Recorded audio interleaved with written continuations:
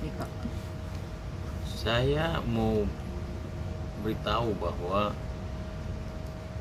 sebaiknya jangan cari masalah lah, jangan cari eh, masalah baru lagi. Karena sebelum kami ajukan pra peradilan, kami itu sudah datangi komisi yudisial, minta supaya komisi yudisial itu mengawasi jalannya persidangan ini.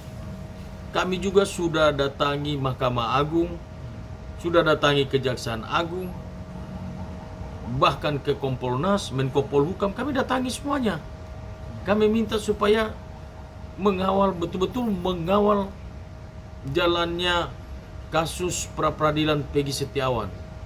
Jadi kalau ada rekan-rekan yang lain yang mau coba-coba melapor Hakim Eman Sulaiman ke Komisi Yudisial, saya rasa itu sangat keliru.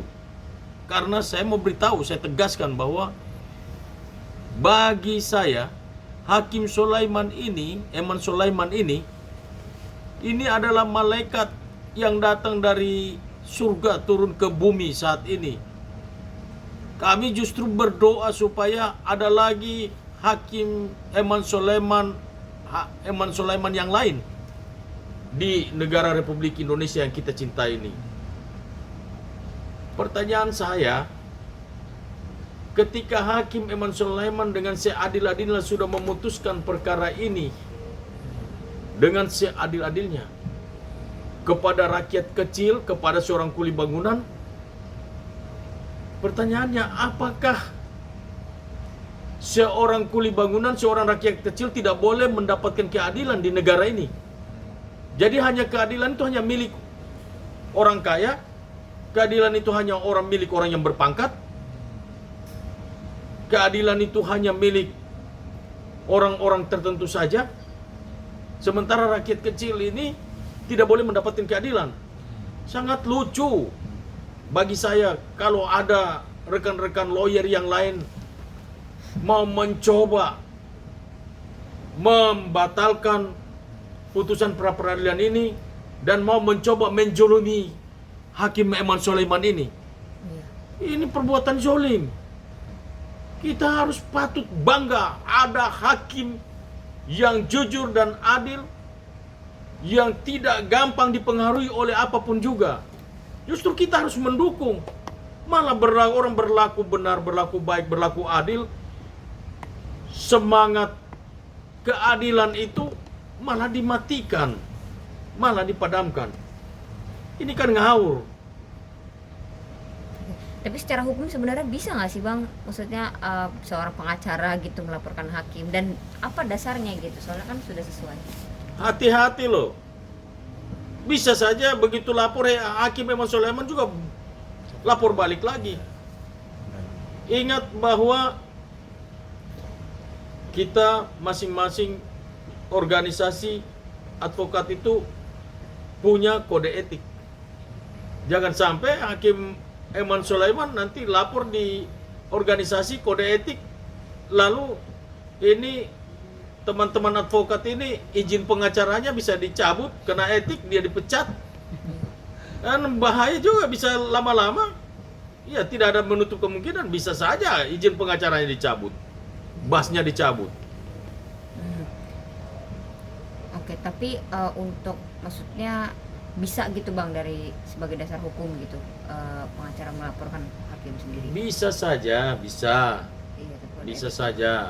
Tapi mau lapor hakim itu yang seperti apa? Misalnya dalam hal ini kita melihat hakim itu memutuskan suatu ketidakadilan di dalam suatu perkara, bisa kita lapor hakim itu ke komisi yudisial.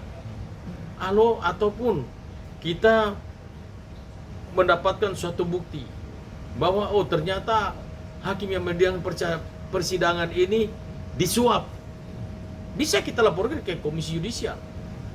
Tapi kalau ini hakim memutuskan suatu perkara dan perkara itu kita lihat bahwa memenangkan seorang kuli bangunan, seorang rakyat kecil yang mencari keadilan, lalu dia memutuskan itu dengan nuraninya. Dia memutuskan dengan betul-betul tanpa nggak peduli dengan intervensi pihak lain, ataupun mungkin saja dia menghadapi tekanan-tekanan dari pihak lain. Tapi kita lihat bahwa keberanian daripada Hakim Eman Sulaiman ini patut diangkat, bukan cuma 2 jempol. Kalau bisa saya pinjam itu jempol seluruh Indonesia ini saya angkat buat Hakim Eman Sulaiman. Dan sekali lagi saya bilang bahwa ini betul-betul malaikat yang turun dari surga ini kepada hakim ini. Nah, jika benar nih Bang, maksudnya Rasman sudah melangkah kakinya sampai ke KY, kira-kira dari Abang sendiri dan tim gitu ada langkah untuk mematahkan Rasman seperti apa Bang? Jadi di sini bukan cuma Rasman aja, tetapi ada juga pengacara-pengacara yang lain juga. Nah, saya nggak tahu maksud mereka ini, tujuan mereka ini apa, saya nggak ngerti.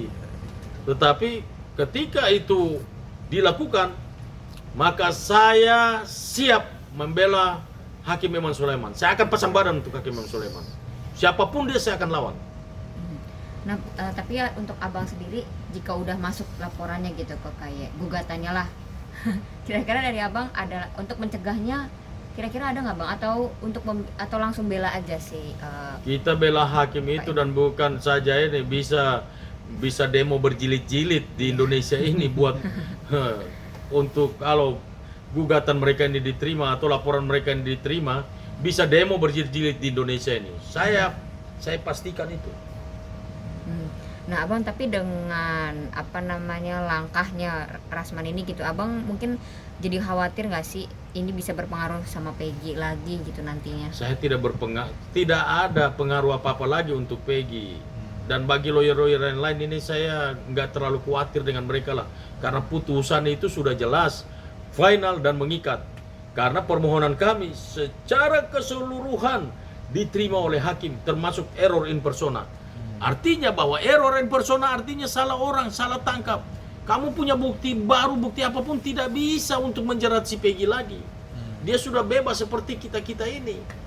Jadi saya mau pastikan bahwa kalaupun ada laporan-laporan mereka, terus kemudian misalnya lah, katakanlah ada etik yang dilanggar oleh Hakim Eman Sulaiman, tapi itu tidak merubah keputusan pra-peradilan yang sudah diputuskan oleh Hakim Eman Sulaiman, yang saya anggap bahwa dia adalah malaikat yang turun dari surga. Oke. Abang, pesan Abang nih untuk Rasman mungkin dan orang-orang yang mau melaporkan Hakim Eman Sulaiman ini.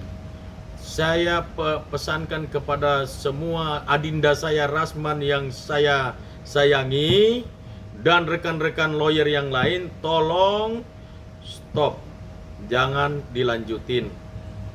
Karena Hakim Eman Sulaiman saat ini betul-betul sedang menegakkan keadilan di Republik ini. Ini kita patut bangga. Kita patut berikan apresiasi terhadap Hakim Eman Sulaiman. Dan kita berterima kasih bahwa hari ini kita sudah dipertontonkan dengan suatu peradilan yang adil, jujur, dan transparan. Harusnya kita menjaga marwah ini, bukan kita menghancurkan. Oke Bang, kita beralih nih ke Peggy Cianjur. Kemarin ada tanggapannya nggak Bang, dia sampai tes DNA gitu kemarin? Ya mungkin ya, menurut pendapat saya, karena banyak netizen yang mengatakan bahwa, bukan netizen aja, tetapi ada pengamat-pengamat hukum, terus pemerhati hukum, praktisi-praktisi hukum, mereka menduga bahwa Peggy Cianjur ini salah satu pelaku pembunuhan Vina dan Eki. Makanya itu dia tes DNA agar memastikan bahwa dia bukan pelakunya. Jadi saya pikir itu sah-sah saja, supaya ini jangan bias lagi. Kalaupun memang dia harus diperiksa, ya gunakanlah scientific crime investigation, agar supaya jangan lagi kejadiannya sama seperti Peggy Setiawan. Oke. Tapi kalau menurut abang sendiri perlu nggak di Peggy Cianjur diperiksa gitu bang, atau sampai dia tes DNA sebagainya? Ada berapa nama Peggy yang diduga, baik yang di Cirebon mau di Cianjur ke di mana, itu yang namanya Peggy, saya sarankan udah periksa satu-satu aja supaya masalah ini bisa clear. Oke. Bang, ini Herwanto juga dia mendesak polisi agar periksa Peggy Cianjur juga. Kalau menurut Bang gimana? Setuju nggak nih dengan Herwanto untuk memeriksa Peggy Cianjur gitu bang? Ya, walaupun itu bukan ranah saya ya, itu ranahnya penyidik. Tetapi ya untuk membuat perkara Vina Eki ini menjadi terang benderang, tidak ada salahnya ya, karena dia juga kan nama Peggy juga. Ya periksa, jangan didiemin karena menurut dugaan bahwa ciri-cirinya hampir mirip-mirip. Dan coba diperiksa aja, ya kan? Karena kita lihat bahwa perkara ini udah seperti benang kusut. Sulit untuk mengungkapkan siapa sesungguhnya pelaku pembunuhan terhadap Eki dan Vina ini. Oleh sebab itu, saya sih lebih cenderung, saya sepakat dengan Bang Hotman Paris ini, bahwa buatlah tim pencari fakta. Tapi ada lagi tim pencari fakta yang muncul, ya, kasih informasi yang bukan bagus, yang bisa bukan memperbaiki perkara ini supaya semakin terang benderang ke depan, malah semakin liar kemana-mana. Bang, kemarin kan Deddy Mulyadi juga melaporkan Aib ke Mabes. Gimana Bang buka tanggapannya? Ya, saya sepakat itu. Bahkan kami tim kuasa hukum Peggy Setiawan sedang mempertimbangkan untuk lapor dia juga. Karena akibat dari dialah, maka semuanya ini jadi blunder seperti ini. Oke Bang, terakhir update soal tuntutan balik ya. Seperti apa nih Bang persiapannya, dan kira-kira bisa kapan nih mengajukan gugatannya? Kemungkinan dalam minggu depan kami akan gugat secara perdata. Yang kami gugatkan negara, jadi bukan polisinya lagi tetapi negara. Nah, jadi buat ganti rugi, cuma soal nominalnya saya tidak tahu berapa, karena kami akan berdiskusi dengan PH-PH yang lain, PH-nya Peggy yang lain. Jadi yang kita tuntut adalah ganti kerugian material dan imaterial. Oke. Udah terlihat belum Bang mau mengajukan berarti ke Polda Jabar ya? Atau kemana nih Bang? Ya kita kalau gugat perdata kan berarti ke Pengadilan Negeri Cirebon.